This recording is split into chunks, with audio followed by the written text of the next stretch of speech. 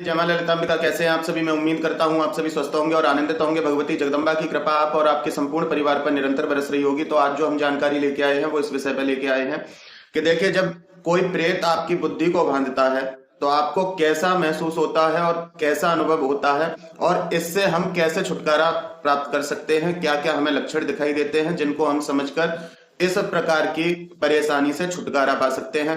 तो आज की वीडियो में यह संपूर्ण जानकारी आपको प्राप्त होगी। वीडियो को अंत तक देखें। जानकारी पसंद आए तो एक लाइक अवश्य कर दें, कमेंट में जय माता दी लिखें और चैनल पर आप पहली बार आए हैं तो चैनल को सब्सक्राइब करें। अन्य लोगों तक वीडियो को शेयर करें जिससे कि यदि उनके साथ कोई इस प्रकार की समस्या है तो वो भी इस समस्या से छुटकारा प्राप्त कर सकें। तो देखिए, वीडियो को शुरू करते हैं। आप एक चीज देखना, जिस व्यक्ति पर किसी प्रकार की कोई समस्या नहीं है, कोई परेशानी नहीं है, कोई पीड़ा नहीं है, तो चाहे वो कोई छोटा सा कार्य करता है, चाहे रोज लाता है, रोज खाता है, लेकिन फिर भी उसके घर में शांति होती है। लेकिन जिस व्यक्ति के साथ यदि किसी प्रकार की परेशानी है तो उसके घर में चाहे कितनी भी धन दौलत हो, कितनी भी संपदा हो, कितना भी उसका अच्छा रहन सहन हो, कितना भी उसका समाज में मान सम्मान हो, कितना भी उसके जीवन में खुशियां हो, लेकिन वो व्यक्ति हमेशा हताश रहेगा। वो व्यक्ति कोई भी कार्य करने में अक्षम रहेगा, वो कोई भी कार्य करने में सक्षम नहीं होगा। तो ये भी लक्षण होते हैं कि किसी ना किसी प्रकार की तो नकारात्मकता आपके साथ है। अब यहां बात करते हैं कि जिसकी बुद्धि को किसी प्रेत ने बांध रखा है, जिसकी बुद्धि का बंधन हो रखा है, तो उस व्यक्ति के जीवन में क्या क्या आपको लक्षण दिखाई देते हैं। ध्यान से सुनिए, एक एक लक्षण को बारीकी से समझना। यदि आपके साथ ऐसा होता है तो समझ लीजिए कि प्रेत ने आपकी बुद्धि का बंधन किया है, और यदि प्रेत ने आपकी बुद्धि का बंधन किया है तो आप उससे कैसे छुटकारा पा सकते हैं। तो इसलिए वीडियो को ध्यान से समझ। देखिए, जिसकी बुद्धि का बंधन होता है ऐसा व्यक्ति अपने घर में रहना पसंद करता है, कहीं भी बाहर जाने का उसका मन नहीं करता। कोई अगर उससे ये भी कहता है कि चलो फलानी जगह घूम के आते हैं तो वो साफ मना कर देगा कि मैं नहीं जा सकता। यदि कोई उससे कहता है कि चलो किसी तीर्थ में, किसी मंदिर में चलते हैं, तो वो साफ मना कर देगा कि मैं नहीं जा सकता। यदि उसको कोई कार्य बताएगा कि आप ये कार्य कर लो, फलानी जगह ये जॉब निकली है या किसी कंपनी में जगह है, तुम यहाँ पे ज्वाइन कर लो, तो वो ऐसा व्यक्ति ऐसी जगह जाने से कतराता है। वो लोगों को फेस करना नहीं चाहता है किसी भी तरह से। जिसकी बुद्धि को प्रेत ने बांधा है वो किसी को फेस नहीं करेगा, और जो लोग उसको समझाएंगे इस विषय में उनकी बातों को वो टाल देगा कि नहीं, मैं तो ठीक हूं, मुझे इसकी कोई जरूरत नहीं है, मैं नहीं करना चाहता, मेरे पास क्या कमी है। इस प्रकार से वो बात को टाल देगा। वहीं यदि कोई जो इन चीजों से पीड़ित नहीं है ऐसा व्यक्ति होगा तो वो ज्यादा से ज्यादा धन अर्जित करने की कोशिश करेगा, अपने भविष्य के लिए कुछ अच्छा करने की कोशिश करेगा। यदि उसके पास समय है तो वो चाहेगा कि मैं कुछ अन्य काम भी करूं जिससे कि और ज्यादा धन मेरे पास इकट्ठा हो, मैं अपने परिवार को अच्छी से अच्छी सुख सुविधा प्राप्त करा सकूं। तो देखिए, ये अंतर होता है। दूसरी बात, यदि इस प्रकार का व्यक्ति जिसकी बुद्धि का बंधन है, जिस प्रेत ने जिसकी बुद्धि का बंधन किया है, ऐसा व्यक्ति यदि कहीं जाता है घर से बाहर तो उसको हर पल ऐसा लगेगा कि कब मैं लौट कर घर कब जाऊं।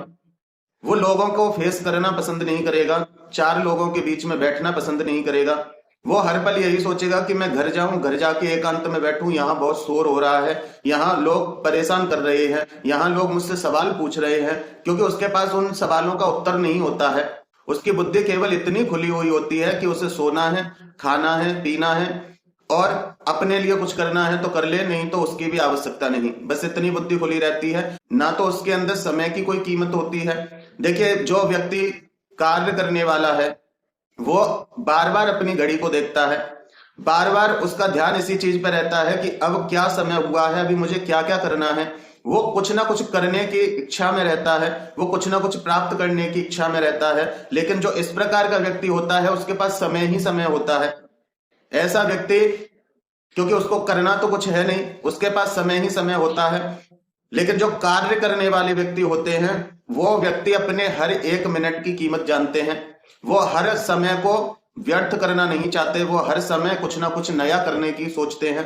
तो ये इस लक्षण से भी आप पता लगा सकते हैं कि प्रेत ने आपकी बुद्धि का बंधन किया है। दूसरी बात, यदि आपने पहले कभी किसी भी चीज के लिए मेहनत की है और उस मेहनत से आपको फल मिलता है, मान लो आपने अच्छी पढ़ाई की है, आपने कहीं फॉर्म भी भर दिया, आपने कहीं इंटरव्यू के लिए भी कोशिश की थी, अब आपका नंबर आ गया और इस समय आपकी प्रेत ने बुद्धि को बांध रखा है, तो आप उस इंटरव्यू को देने के लिए नहीं जाएंगे। आप हजार बहाने बना देंगे कि नहीं मुझे नहीं करनी, इतने दिनों से तो कुछ नहीं हुआ, इतने दिनों बाद कॉल आई है।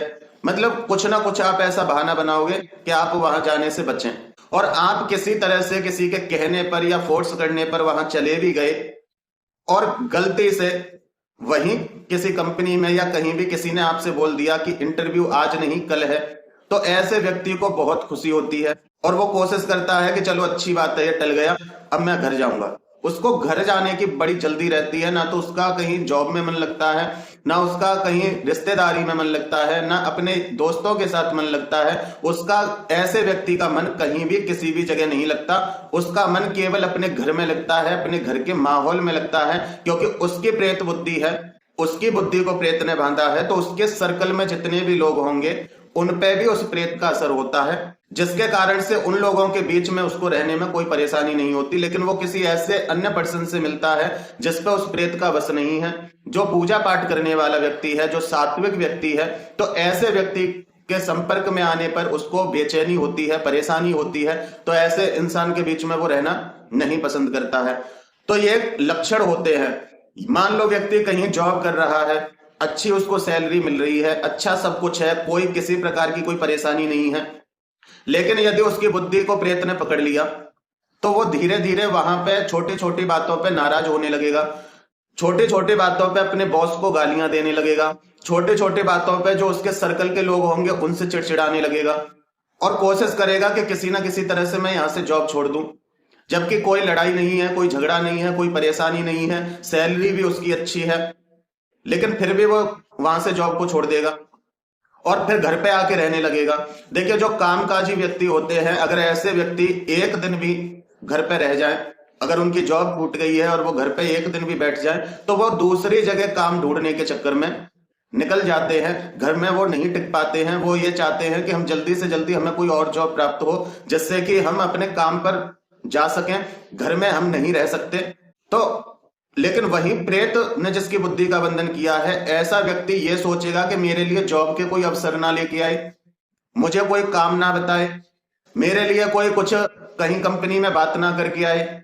वो घर पे ही रहना उसको पसंद होता है, क्योंकि वो अन्य लोगों से हिल मिल नहीं सकता है, वो किसी के औरे में जाना पसंद नहीं करता, क्योंकि वो उसी औरे में रहना पसंद करेगा जहां तक उस प्रेत का वश होगा, वश वो वहीं तक रहेगा। तो प्रेत जब आपकी बुद्धि का बंधन करता है तो आपके परिवार के सदस्यों की भी बुद्धि का बंधन होता है, और वो भी आपको फोर्स नहीं करते किसी भी चीज के लिए, वो भी सोचते हैं चलो ठीक है जो भी है। तो आप उनके बीच में सही रहते हो, कोई परेशानी नहीं। लेकिन वहीं अन्य कोई किसी व्यक्ति ने आपको छेड़ दिया, किसी अन्य व्यक्ति ने आपको टोक दिया कि भाई कुछ काम कर लो, काम क्यों नहीं कर रहे हो, तो आप उस व्यक्ति से बात करना पसंद नहीं करोगे, क्योंकि प्रेत ये चाहता है कि आप घर में बैठें, अच्छा अच्छा खाएं, अच्छा अच्छा पिए, उसको आराम दें, बस ये चाहता है। प्रेत काम करना नहीं चाहता है, प्रेत धन कमाना नहीं चाहता है, क्योंकि प्रेत को धन की क्या आवश्यकता, पेट तो आप भरोगे ही। तो इसलिए उसको इन चीजों से कोई मतलब नहीं होता, वो आपकी बुद्धि पे राज करता है, और जब आपकी बुद्धि पे राज करता है तो अपने अनुसार आपको चलाता है। आप नहीं सोच पाते हैं कि मुझे अपने भविष्य के लिए क्या करना है। तो ये कार्य देखिए ज्यादातर कब और कैसे होता है, ये कार्य अन्य पर्सन नहीं करता है, ये ध्यान रख लीजिए। इस कार्य को वही व्यक्ति करते हैं जो आपको जानते हैं, चाहे वो आपका पड़ोसी हो सकता है, आपका रिश्तेदार हो सकता है, कोई भी हो सकता है, क्योंकि आप अनुमान नहीं लगा सकते कि यह कार्य किसने किया है। कोई भी आपसे जलन और ईर्ष्या के कारण यह कार्य आपके लिए करा देता है। आज के समय में कोई भी किसी व्यक्ति को अच्छा खाता पीता नहीं देख सकता है, कोई भी किसी व्यक्ति को खुश नहीं देख सकता है। यदि आप उसके सामने अच्छे कपड़े पहनते हैं, अच्छी तरह से रहन सहन करते हैं, अच्छा खाते हैं पीते हैं, तो आप नहीं अनुमान लगा सकते कि कौन व्यक्ति आपसे ईर्ष्या रखता है और कौन व्यक्ति आपके ऊपर क्या कर सकता है। ना आपको यह पता है कि एक साधारण पुरुष के भेष में कौन आपके आसपास तांत्रिक छुपा हुआ है, कौन क्रियाएं करना जानता है, तो आप ये अनुमान नहीं लगा सकते। तो कोई भी आपके ऊपर ये प्रक्रिया कर सकता है, जो थोड़ा बहुत भी कुछ जानता है वो भी आपके लिए ये कार्यों को कर देता है। अब जैसे कोई व्यक्ति है, मान लो उसके परिवार में 10 लोग हैं और 10 में से एक कमाने वाला है, बाकी के 9 लोग इधर उधर घूम रहे हैं। लेकिन आपके घर में 4 लोग हैं और चारों ही कमा रहे हैं और अच्छा खा पी रहे हैं, तो उस व्यक्ति को तो ये पसंद नहीं आएगा। तो वो वैसे तो आपको रोक नहीं सकता खाने पीने से, अच्छे रहन सहन से या धन अर्जित करने से, वो आपको रोक नहीं सकता। तो वो इस प्रकार से आपकी बुद्धि का बंधन करता है जिससे कि आप उससे डाउन हो जाएं, आप उससे नीचे चले जाएं, जिससे कि वो आपके सामने सीना चौड़ा करके निकल सके। तो ये कुछ कारण होते हैं। अब यहाँ पे अनुमान तो आप नहीं लगा सकते, आप जाने कितने लोगों के सामने से गुजरते हैं, कितने लोगों के साथ आपके रिश्ते हैं, तो आप ये नहीं लगा सकते कि इस व्यक्ति ने ये किया होगा। कोई भी कर सकता है, जिसपे आपको शक भी ना हो वो व्यक्ति भी हो सकता है, और जिसपे आपको पूरा पूरा शक हो वो व्यक्ति नहीं हो सकता। क्योंकि जो व्यक्ति मुंह पे बोलता है वो व्यक्ति ऐसे कार्य नहीं करता है, क्योंकि कहते हैं ना कि जो बादल गरजते हैं वो बरसते कभी नहीं है। लेकिन जो व्यक्ति कुछ कहता नहीं है लेकिन आपको ये दिखाता है कि हमें आपकी कितनी चिंता है, ऐसे व्यक्ति इस मामले में ज्यादा होते हैं, जो कि आपके भले बन के रहते हैं लेकिन पीठ पीछे वही आपका अनहित करते हैं। तो इसलिए आप ये अंदाजा तो बिल्कुल नहीं लगा सकते कि करने वाला कौन है। एक व्यक्ति थे, जो व्यक्ति हर त्योहार, हर फंक्शन को इस तरह से मनाते थे कि पूरे देश के ये प्रधानमंत्री हैं, ये राजा हैं। छोटे छोटे पर्वों में भी वो 1,50,000 रुपए खर्च कर देते थे, अच्छा खा रहे थे, अच्छा कमा रहे थे, एक रुतबा था, एक नाम था उनका। उनके 4 बेटे थे, चारों बेटे अपना अपना कर रहे थे, प्रकार से वो संतुष्ट थे, हर प्रकार से वो प्रसन्न थे। अब उनके एक पड़ोसी थे जिनके बारे में उनको नहीं पता था, जबकि रोज उनका आना जाना था उनके घर पे। वो देखते थे कभी कोई आइटम खरीद रहे हैं वो लोग, कभी त्योहार आ रहा है तो उसकी तैयारियां कर रहे हैं। मतलब कहने का तात्पर्य ये है कि सब तरह से वो संतुष्ट थे। अब जो उनके घर आना जाना था जिस व्यक्ति का, वो व्यक्ति देखता था, पूछता था, अच्छा ये लेके आए हैं, चलो अच्छी बात है, हम भी कभी लाएंगे। इस प्रकार से वो उनकी खुशियों को देखता था अपनी आंखों से, लेकिन उनके मुंह पे तो बोलता था अच्छी बात है, बहुत अच्छा हुआ आप ये लेके आए, लेकिन अंदर ही अंदर वो उनसे जलता था। तो कुछ समय बाद तो उस व्यक्ति ने उनके ऊपर ऐसी क्रिया की जिसके कारण कुछ समय में वो धीरे धीरे नीचे गिरने लगे। जो उनकी कहीं से आमदनी थी, वो आमदनी का जो सोर्स था वो कम होने लगा। उनके बच्चे आपस में लड़ने लगे, बच्चे झगड़ा करने लगे। एक बच्चा अपनी बीवी को लेके अलग हो गया, वो कहीं और रहने लगा। दूसरे बच्चे ने कहा कि मैं ही घर का खर्च क्यों चलाऊं, वो भी अपनी बीवी को लेके अलग हो गया। अब 2 बच्चे उनके पास रह गए थे, जिसमें से एक बच्चा शादीशुदा था और एक बच्चा अनमैरिड था। तो जो शादीशुदा था, अब उसकी बीवी भी कहने लगी कि वो दोनों तो अलग हो गए, अपना जोड़ रहे हैं, खा रहे हैं, कमा रहे हैं, हम क्यों घर में खर्चा दें। तो वो भी उनसे अलग हो गए, लेकिन वो घर से बाहर नहीं रहने गए, वो घर में ही रहते थे, लेकिन वो ऊपर रहते थे और उनके जो माता पिता और जो अनमैरिड बच्चा था वो नीचे रहते थे। अब ये 3 लोग रह गए। तो अब सोचिए कि एक कमाने वाला बचा बस। जब एक कमाने वाला बचा तो इस प्रकार का कोई भी वो ना तो आइटम खरीदते थे, ना वो किसी प्रकार के कोई त्योहार को मनाते थे। अब त्योहार कहां से मने, माइंड में तो एक ही बात रहती थी कि कहाँ हम सब मिलके त्योहार मनाते थे, आज हम सब अलग अलग है। तो वो खुशी भी नहीं होती थी। जो नॉर्मल व्यक्ति भी त्योहार मनाते हैं तो उस दिन उनके मन में भी खुशी होती है, चाहे वो धन खर्च ना कर पाए, लेकिन फिर भी थोड़ी बहुत खुशी होती है। लेकिन उन लोगों के मन में कोई खुशी नहीं रहती थी, वही बच्चों की चिंता। अब उस व्यक्ति का भी आना जाना था, वो देखता था, मुंह पे तो कहता था भाई ये बहुत गलत हुआ, ऐसा नहीं करना चाहिए था, बच्चे समझते नहीं है, बच्चे ऐसे हो गए हैं, पहले बच्चे कैसे रहते थे, आज बच्चे अपनी जिम्मेदारियों को नहीं समझ रहे हैं। इस प्रकार से उनको सांत्वना भी वो व्यक्ति देता था। लेकिन कहते हैं कि भगवान कहीं ना कहीं से मार्गदर्शन करता है। तो जो उनकी माताजी थी, माताजी गांव में रहती थी, जिनके विषय में मैं आपको बता रहा हूं, जिनके 4 बेटे थे, तो उनकी माताजी जो थी वो गांव में रहती थी अपने छोटे बेटे के साथ। मतलब ये बड़े बेटे थे जो शहर में रहते थे अपने 4 बेटों के साथ, और जो छोटे बेटे थे वो गांव में रहते थे। तो उनके साथ माताजी रहती थी। तो घूमने के लिए वो इनके पास आई। जब इनके घर का माहौल देखा, इनसे पूछा कि बाकी बच्चे कहाँ गए, तो उन्होंने कहा 2 बच्चे तो हमसे अलग हो गए, एक बच्चा ऊपर रहता है और एक बच्चा हमारे साथ रहता है। तो उनकी जो माता जी थी वो थोड़ी पूजा पाठ वाली थी, तो वो इन चीजों को समझ तो रही थी कहीं ना कहीं, लेकिन निर्णय नहीं ले पा रही थी। और वो जो माता जी थी वो भगवान कृष्ण की भक्त थी, वो भगवान कृष्ण का मंत्र जप करती थी, तुलसी माला हमेशा उनके पास रहती थी। अब ये लोग तो अपने अपने कारणों में लगे रहते थे, कुछ भी समझ में नहीं आता था इनके, तो ना तो कोई घर में पूजा पाठ कुछ भी नहीं करते थे। अब जो माता जी थी इनकी, उन्होंने पूजा पाठ घर में शुरू किया, मंदिर की सफाई की, वस्त्र वगैरह जो थे वो भगवान जी के बदले उन्होंने पूजा प्रारंभ की। जब उन्होंने पूजा प्रारंभ की तो 4-6 दिन जब उन्होंने पूजा उसी प्रकार से की तो इनके जो बेटे की बुद्धि थी वो धीरे धीरे खुलने लगी। और जब इनकी बुद्धि खुलने लगी तो इन्होंने एक दिन अपनी माताजी, इनकी माताजी बैठी हुई थी, तो उनके पैरों पे सिर रख के ये रोने लगे, फूट फूट के रोने लगे। तो इनकी क्या बात है, क्यों रो रहा है, बच्चों की याद आ रही है? तो इन्होंने कहा कि नहीं, मैं पहले कितना खुश था, पता नहीं मेरे साथ ये क्या हुआ, मुझे ऐसा लगता है कि जो मैं पहले था वो आज नहीं हूं। उनकी पूजा के प्रभाव से इनकी इतनी बुद्धि खुली कि इनको महसूस हुआ कि मेरे साथ कुछ गलत हो रहा है, इतने दिनों से नहीं पता चला। तब उनकी माताजी ने कहा कि ये चीज तो मैं पहले दिन से ही समझ गई थी, लेकिन मैं कोई भी निर्णय नहीं ले पा रही थी। मैं ये सोच के रह गई थी कि हो सकता है आजकल के बच्चे अपने अपने मत होते हैं, इसलिए मैंने कुछ नहीं कहा, लेकिन अब तुम्हें भी ऐसा लगता है तो बेटा बात तो कुछ ना कुछ है। तो उनकी माताजी किसी से पूछने गई, कोई देवी के साधक थे, कोई देवी के साधक थे, इनके बेटे ने बताया कि हमारे यहाँ एक पंडित जी हैं, आप उनके पास चलो। तो ये दोनों, माताजी और वो बेटा, दोनों उस पंडित जी के पास गए। जब उनके पास गए तो उन्होंने दूर से ही देखते कह दिया कि यहां तक कैसे आ गए तुम?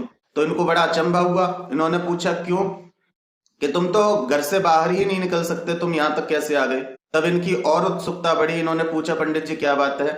कि बात कुछ नहीं, बात यह है कि प्रेत ने आपकी बुद्धि का बंधन किया है, और आपकी बुद्धि का बंधन, आपकी जब बुद्धि का बंधन हुआ है तो आपके पूरे ही परिवार का बंधन हुआ है।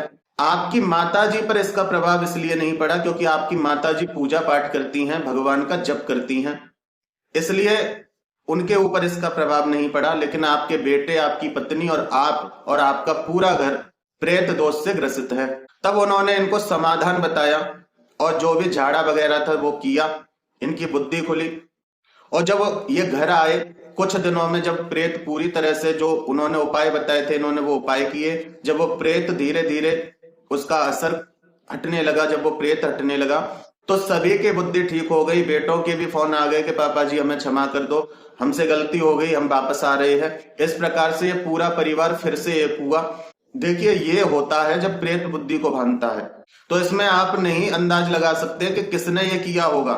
जो भी अच्छा खा रहे हैं, पी रहे हैं, कमा रहे हैं, सामने वाले की दृष्टि में आप नहीं जान सकते कि वो आपको किस नजर से देख रहा है, वो आपको किस दृष्टि से देख रहा है। वो आपको ईर्ष्या की दृष्टि से देख रहा है या प्रेम की दृष्टि से देख रहा है। देखिए आज के समय में प्रेम की दृष्टि से या तो अपने देख सकते हैं या भगवान देख सकता है, तीसरे की कोई गारंटी नहीं। अब यहाँ मन में ये मत रखिए, अगर आपके साथ ऐसा कुछ हुआ है तो आप मन में ये मत रखिए कि सोच में पड़ जाए कि किसने किया होगा, हमें पता चल जाए, तो ऐसा कुछ नहीं। आप भगवान की भक्ति शुरू कीजिए। जिनके घर में नियम से भगवान की भक्ति पूजा पाठ होती है, जिनके घर में रोज दीपक जलता है भगवान के लिए, तो उस घर में ऐसी चीजें आसानी से नहीं की जा सकती हैं। जो व्यक्ति 10-15 मिनट भी रोज पूजा करता है उस व्यक्ति के साथ ऐसा कुछ नहीं हो सकता। अगर होता है तो बहुत कम, और वो बहुत कम भी कब होता है जब कोई व्यक्ति ज्यादा समय नहीं दे पा रहा है। लेकिन जो व्यक्ति मंत्र जाप करता है, किसी स्तोत्र का पाठ करता है, तो उसके ऊपर इन चीजों के प्रभाव नहीं पड़ते हैं, क्योंकि जिस देवी देवता की आप भक्ति पूजा पाठ करते हैं उनकी जो शक्तियां होती हैं वो आपकी रक्षा करती हैं। अब जैसे मान लो कोई दुर्गा कवच का पाठ करता है तो माँ दुर्गा की सभी शक्तियां, माँ दुर्गा की योगिनियां आपके हर एक अंग में निवास करती हैं, तो आपका बंधन नहीं कोई कर सकता है। यदि आप किसी और स्तोत्र का भी पाठ करते हैं तो उनके शक्तियां, उनके गण, उनके दूत आपकी रक्षा करते हैं, आपके परिवार की रक्षा करते हैं। यदि आप नियम से अपनी कुलदेवी का भी ध्यान करते हैं तो आपकी कुलदेवी चौखट पे ही आपकी रक्षा करती हैं, चौखट से अंदर किसी भी नकारात्मकता को वो प्रवेश नहीं करने देती। यदि आप अपने पितरों को भी संतुष्ट रखते हैं तो आपके पितृ भी दरवाजे पे आपकी रक्षा करते हैं, वो भी पहरा देते हैं, वो भी किसी भी प्रकार की शक्ति को जो नकारात्मक है उसको प्रवेश नहीं करने देते हैं। तो इसलिए हर व्यक्ति को पूजा पाठ करनी चाहिए, किसी भी प्रकार से कीजिए। कम से कम भगवान के लिए 15 मिनट सुबह, 15 मिनट शाम को, आधा घंटा आप निकालिए। नियम से दीपक धूप बत्ती उनकी जलाइए, भोग लगाइए, उनसे प्रार्थना कीजिए। सभी प्रकार से वो आपकी रक्षा करती हैं। यदि कोई भगवान शिव की पूजा करते हैं, घर में शिवलिंग का अभिषेक करते हैं, या उनके सहस्त्र नाम का पाठ करते हैं तो भगवान शिव के जो गण होते हैं वो आपकी रक्षा करते हैं। माता की यदि कोई पूजा करता है तो माता की योगिनियां आपकी रक्षा करती हैं। कोई हनुमान जी बालाजी की भक्ति करता है, उनके दूत आपकी रक्षा करते हैं। कोई भैरव जी की पूजा करता है तो उनके गण आपकी रक्षा करते हैं। तो देखिए, कहने का तात्पर्य ये है कि जो भी पूजा पाठ वाला व्यक्ति है उसके ऊपर इन चीजों का प्रभाव नहीं पड़ता है। तो यदि आपके साथ कुछ ऐसा हो रहा है तो आप कोशिश करें, शुरुआत में तो प्रेत नहीं करने देगा, प्रेत आपको मलिन रखेगा, नहाने धोने का मन नहीं करेगा, परेशानी होगी, घबराहट होगी, बेचैनी होगी, क्योंकि उस प्रेत को घबराहट होती है, वो आपको नहीं होती। बहुत से लोगों के कमेंट आते हैं कि हम ये जाप कर रहे हैं, इससे हमारे शरीर में कंपन हो रहा है, इससे हमें हमारा जी मचला रहा है, इससे हमें बेचैनी हो रही है, हमें उल्टी जैसा हो रहा है। तो ये जो होती है वो प्रेत को दिक्कत होती है, वो आपको नहीं होती है। लेकिन जब आप लगातार करते रहते हैं तो वो समझ जाता है कि भाई इनका संकल्प बड़ा ही दृढ़ है और अब हमें यहां से जाना पड़ेगा, क्योंकि ये नहीं छोड़ने वाला। तो इसलिए आप वो चीज को लगातार करते रहिए, बीच में ना छोड़िए। और जब आप ऐसा करते रहते हैं तो किसी भी प्रकार की क्रिया आपके घर में ठहर नहीं सकती, किसी भी प्रकार की क्रिया आपके ऊपर कोई प्रभाव नहीं डाल सकती है। तो भक्ति सर्वश्रेष्ठ है, भक्ति आपको करनी चाहिए। हर प्रकार की नकारात्मकता का नाश होता है। अब व्यक्ति कमेंट बॉक्स में पूछते हैं, वो कर कुछ नहीं रहे होते हैं लेकिन उनके सवाल बहुत होते हैं। तो देखिए, वहां आप सवाल पूछते ही रह जाएंगे लेकिन कर कुछ नहीं पाएंगे। मेरा शुरू से एक ही मकसद है कि आप लोग भगवान की भक्ति करके, भगवान की शरण प्राप्त करके अपनी सभी समस्याओं का समाधान आप खुद करना सीख जाएं। धीरे धीरे जब आप समझ जाएंगे कि इस कार्य को करने से हमारी ये परेशानी दूर हुई थी, तो आप दूसरे को भी गाइड करने वाले बन जाएंगे, आप दूसरे को भी गाइडेंस दे सकते हैं। तो वहां आपको खुद करना पड़ता है, खुद सीखना पड़ता है। तो इसलिए कोई भी एक स्तोत्र पाठ आप उठा लीजिए, कोई भी एक मंत्र जाप कर लीजिए। सबसे आसान है ओम नमः शिवाय, इसका आप जाप करना प्रारंभ कर दीजिए। नियम से घर में ज्योत बत्ती करना प्रारंभ कीजिए, तो आपकी ये जो बुद्धि का बंधन हुआ है ये धीरे धीरे हटने लगता है और आप भी अपने बारे में सोच सकते हैं, आप भी अपनी परेशानी खुद दूर कर सकते हैं। रोज घर में गंगा जल के छिड़काव दीजिए, थोड़ा थोड़ा गंगा जल सभी ग्रहण कीजिए। घर में हनुमान चालीसा का पाठ कीजिए, सुंदर कांड का पाठ कीजिए। कोई सहस्त्र नाम है जो भी आप करना चाहते हैं, विष्णु सहस्त्र नाम, काली सहस्त्र नाम, दुर्गा सहस्त्र नाम, शिव सहस्त्र नाम, ललिता सहस्त्र नाम, जो भी आप सहस्त्र नाम करना चाहते हैं वो आप कीजिए। कोई स्तोत्र पाठ करना चाहते हैं वो आप कीजिए। दुर्गा सप्तशती पाठ करना चाहते हैं वो आप कर सकते हैं। मंत्र जाप करना चाहते हैं मंत्र जाप कीजिए। तो इस प्रकार से आप इन छोटे छोटे प्रयोगों से भी अपनी इन परेशानियों से छुटकारा प्राप्त कर लेंगे और घर बैठकर ही कर लेंगे, कहीं आपको जाने की आवश्यकता नहीं पड़ेगी। जब आप एक हफ्ते 10 दिन तक इसी प्रक्रिया को करते रहेंगे तो आप खुद देखेंगे कि जो हम पहले थे कुछ समय पहले वो आज नहीं है। अब पहले से हम बेहतर सोच पा रहे हैं, अपने धन को एकत्रित कर पा रहे हैं, अपने कार्यों के प्रति अपने बुद्धि का सहारा ले पा रहे हैं, हम अपने सभी कार्यों को सही ढंग से कर पा रहे हैं, हम अपने जो तीज त्योहार होते हैं उनको शांति पूर्वक मना पा रहे हैं। तो आप खुद ये नोटिस करेंगे, आपको कहीं जाने की कोई आवश्यकता नहीं, मन में ये रखने की कोई आवश्यकता नहीं कि किसी ने हमारे साथ गलत किया। तो देखिए, ये संसार का नियम है, कहीं ना कहीं आपके ही कर्म ऐसे बिगड़े होंगे जो आज आपको ये दिन देखना पड़ा। नहीं तो जब तक हमारे कर्म हमको दंड ना दें तो कोई हमें चींटी के बराबर दुख नहीं दे सकता। तो कहीं ना कहीं हमारे कर्म बिगड़े होते हैं, उसकी हमें जिंदगी में थोड़ी बहुत सजा मिलती रहती है। तो जरूरी नहीं कि उस सजा को पकड़ के बैठ जाओ, इससे अच्छा है कि उस सजा से निकलने का मार्ग आप देखिए। तो आपकी जो मैंने विधि बताई है, जो मैंने प्रयोग बताए हैं, आप उनमें से कोई भी प्रयोग शुरू कर सकते हैं। कुछ दिन में ही आपको लाभ प्राप्त होने लग जाएगा। तो मैं उम्मीद करता हूं कि मेरे द्वारा दी हुई जानकारी आपको समझ में आई होगी और पसंद आई होगी। जानकारी पसंद आई है तो वीडियो को एक लाइक अवश्य कर दें, कमेंट में जय माता दी लिखें। चैनल पर आप पहली बार आए हैं तो चैनल को सब्सक्राइब कर लें, क्योंकि मैं इसी प्रकार की रोचक और ज्ञानवर्धक जानकारी लेके आता रहता हूं।